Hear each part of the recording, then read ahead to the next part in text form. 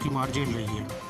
ऐसे में वैक्सीन का आना अभी नामुमकिन सा लग रहा है, लेकिन पूरी दुनिया में सभी देश वैक्सीन की तैयारी में जुटे हैं। लेकिन भारत में कभी आयुर्वेद सामने आता है तो कभी होम्योपैथी, लेकिन अब फिजियोथेरेपी से भी भारतीय मरीजों को काफ़ी राहत मिल रही है, जिसके चलते आज हमने गुड़गांव के फिजियोथेरेपिस्ट डॉक्टर उदय यादव से बातचीत की। आइए हम बताते हैं कोरोना में फिजियोथेरेपी किस तरह से मरीजों को लाभ पहुंचा रही है। जिस तरह से कोविड में अभी किसी तरह से वैक्सीन का कुछ भी कंफर्म नहीं हो पा रहा, ऐसे में ये बातें सुनने में आ रही है कि फिजियोथेरेपी उसमें काफ़ी हेल्पफुल होगी, तो उसके बारे में थोड़ा सा बताइए।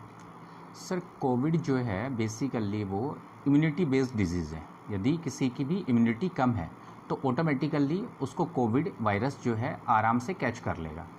यदि इम्यूनिटी आपकी स्ट्रॉन्ग है तो कैच करने में बड़ा मुश्किल काम होगा। अब इम्यूनिटी स्ट्रॉन्ग करने के काफ़ी तरीके होते हैं, जिसमें से फिजियोथेरेपी एक्सरसाइज करना सबसे इम्पोर्टेंट तरीका है और सबसे ईजी तरीका है, जो आप घर में बैठ के कभी भी कहीं भी कर सकते हो। तो फिजियोथेरेपी सबसे पहले तो इम्पोर्टेंट यही हो गया कि उसमें एक्सरसाइज करके आप अपनी इम्यूनिटी डेवलप कर लो। तो आप ये बताएं किस तरह की एक्सरसाइज से? सर, ये टाइम ऐसा टाइम है जिसमें डिपेंड करता है किस तरह की एक्सरसाइज। यदि कोई ओल्ड एज पेशेंट है, उसको घर से बाहर ना निकले वो, तो घर के अंदर ही वो बहुत सारी एक्सरसाइजेज कर सकता है। यूट्यूब पे भी बहुत सारी एक्सरसाइज फिजियोथेरेपिस्ट देते रहते हैं, उन एक्सरसाइज के थ्रू कर सकता है। या कुछ एक्सरसाइजेज होती है जो पहले अपना चलने का है, घर के अंदर ही वॉक कर सकते हैं, घर के अंदर ही हाथ पैर को चला सकते हैं, अपने आप को कमर उठा सकते हैं बेड के ऊपर लेट के। बेड एक्सरसाइज बहुत सारी होती है, हाथ को उठाना, पैर को उठाना, कमर को उठाना, उल्टा लेट के स्ट्रॉन्ग करना, या अलोम विलोम। लंग्स एक्सरसाइज मेनली लंग्स के ऊपर ये इम्पैक्ट डालता है, तो लंग्स के ऊपर लंग्स ब्रीदिंग एक्सरसाइज कुछ होती है, वो ब्रीदिंग एक्सरसाइज आराम से कहीं भी की जा सकती है। ये टोटली डिपेंड करता है कि किस स्टेज पे बंदा है। यदि कोई ऑफिस गोइंग है तो ऑफिस में बैठ के कुछ एक्सरसाइज कर सकता है, या बाहर कोई मॉर्निंग इवनिंग वॉक कर सकते हैं, अपना मास्क प्रॉपरली, अपना सोशल डिस्टेंसिंग एंड मास्क पहन के वो अपने एक्सरसाइज कर सकते हैं। इम्यूनिटी डेवलप रहेगी तो ऑटोमेटिकली ये कैच करेगा नहीं, और कैच कर भी लिया तो इजीली बिना किसी सिम्टम्स के आराम से ट्रीट हो पाएगा। ठीक है सर। लंग्स के बारे में थोड़ा सा बताइए। जैसे कि आपने बताया ये डिजीज़ लंग्स का डिजीज़ है सर, तो उसको प्रोटेक्शन के लिए अनुलोम बताया जैसे आपने, उसके अलावा और क्या क्या है? सर, कोविड के चलते सबसे ज़्यादा जो प्रॉब्लम आती है, जैसे बुखार होना, गला ख़राब होना, लंग्स इन्फेक्शन होना, ये सबसे कॉमन है। तो लंग्स इन्फेक्शन के चलते ही सबसे ज़्यादा मोर्टेलिटी होती है।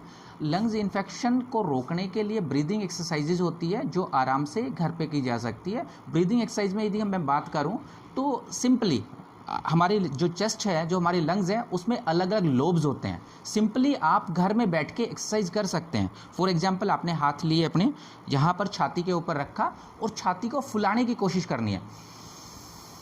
आप मेज़र कर सकते हैं, अभी सांस अंदर लिया, आप मेज़र कर सकते हैं मेरी उंगलियाँ कितनी दूर गई है। यदि ये फिंगर्स दूर जा रही है, इट मीन्स आपकी एक्सरसाइज ठीक से हो पा रही है। आप ये कर सकते हैं मिडिल लोब के लिए लंग्स के। यदि हम ऊपर के लोब्स के, हम ये जो हमारी कॉलर बोन होती है उसके नीचे हाथ रखा और छाती को फुलाइए, इसमें आपको ऊपर की तरफ आपका लंग्स इन्फ्लेट करेगा, वो आप कर सकते हैं। नीचे ऐसे ही साइड में हाथ रख के आपको इन्फ्लेमेशन करना है, दोबारा से अपने लंग्स को इन्फ्लेट करना है।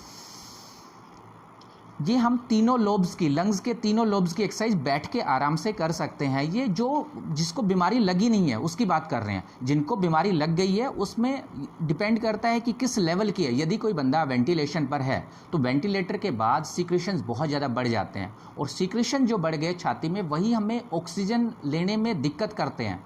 वहाँ पर फाइबर फॉर्मेशन हो जाते हैं लेटर स्टेज पे, यदि उसको प्रॉपरली टाइमली इन्फ्लेट नहीं किया गया लंग्स को।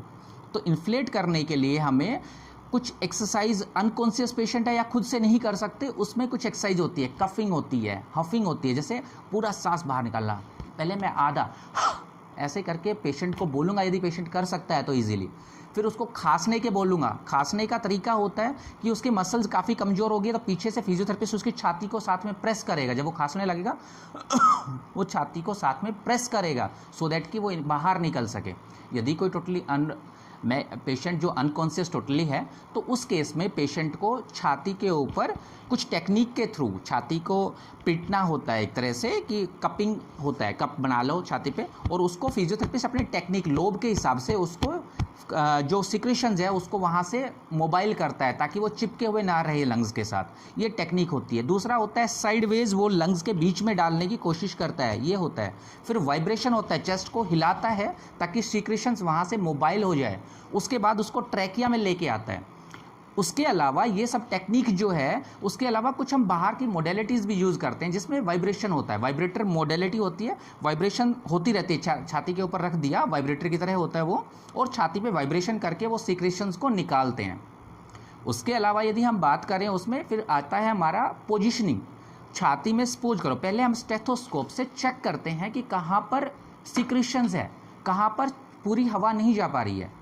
उस हिसाब से पोजीशनिंग करनी पड़ती है पेशेंट की। सपोज करो मेरे यहाँ राइट साइड में ऊपर वाले लोब में सिक्रेशन जमा है, तो अभी मुझे पेशेंट को लेफ़्ट साइड में टर्न करके ताकि राइट साइड ऊपर रहे, प्लस ये इस तरह करना पड़ेगा मुझे पिल्लो पीछे लगा के बेड रिडन पेशेंट को, ताकि अपने आप से सिक्रेशंस ट्रैकिया के अंदर जो बीच में नली है, मेन नली, उसके अंदर आ जाए और वहाँ से हमें ईजिली बाहर निकाल सकें। उसको बाहर निकालने के लिए फिर अगेन कफिंग या हफिंग, या हम जब वो ट्रैकिया से यहाँ आ गए हम स्टेथोस्कोप से सारा चेक करते रहेंगे कहाँ पर सिक्रेशंस है।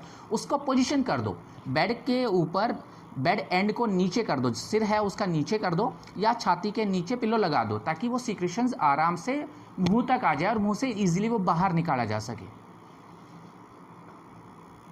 आपने बताया कि हॉस्पिटलाइज पेशेंट्स के लिए जी, अब पेशेंट जब अपने घर पे आ जाए तो उसको तब क्या क्या एक्सरसाइज पर ध्यान देना चाहिए? सर जब भी पेशेंट घर पे आ जाता है तो मेन प्रॉब्लम उसके साथ एक तो सांस लेने में तकलीफ़ बनी रहती है, एकदम से ठीक हुआ नहीं है पूरा, तो उस केस में वो घर में आके कुछ एक्सरसाइज घर में कर सकते हैं। जैसे मैंने जो एक्सरसाइज पहले बताई वो एक्सरसाइज, प्लस सिंपली एक आप सिंपल कागज़ के टुकड़े लेंगे, कागज़ के टुकड़े कर लीजिए, एक टेबल के ऊपर रख लिया उसको और एक लाइन ड्रॉ कर लीजिए। आपने यहाँ बैठ के उन कागज़ के टुकड़ों को फूंक मारनी है ताकि वो लाइन को क्रॉस कर सके। जब आप फूंक मार रहे हैं तो आपका लंग्स एक्सरसाइज हो रही है। घर पे सिंपली ये एक्सरसाइज कर सकते हैं। दूसरा, आप बैलून ले आइए, मार्केट से बैलून लाके बैलून को फुलाइए। बैलून को फुलाने से आपके फेफड़े मजबूत होंगे, फेफड़ों की एक्सरसाइज हो रही है, ये कर सकते हैं। उसके अलावा कैंडल जला के, आपने मोमबत्ती जला के रख लिया थोड़ा दूर डिस्टेंस पे, उसको बुझाने की कोशिश करनी है। तो ये सब एक्सरसाइज आप कर सकते हैं जो फेफड़ों को मजबूत करेगी, या सिंपली अलोम विलोम आप कर सकते हैं। उसके अलावा जो प्रॉब्लम इसके बाद में आती है, कोविड के बाद में शरीर में दर्द होना भी बहुत कॉमन प्रॉब्लम है। तो उसके लिए सिंपल स्ट्रेंथनिंग एक्सरसाइज आप घर में स्टार्ट कर सकते हैं। वो डिपेंड करता है कि कौन से पार्ट में आपको पेन हो रहा है, उसके लिए आप थोड़ी थोड़ी एक्सरसाइज कर सकते हैं, या फिजियोथेरेपिस्टों की मदद से, कुछ मशीनें होती है आधुनिक मशीनें, उसकी मदद से वो पेन को ख़त्म किया जा सकता है। क्योंकि उस टाइम नसें और मसल जो है सिकुड़ जाती है आपकी, उसके चलते वो पेन हो रहा है।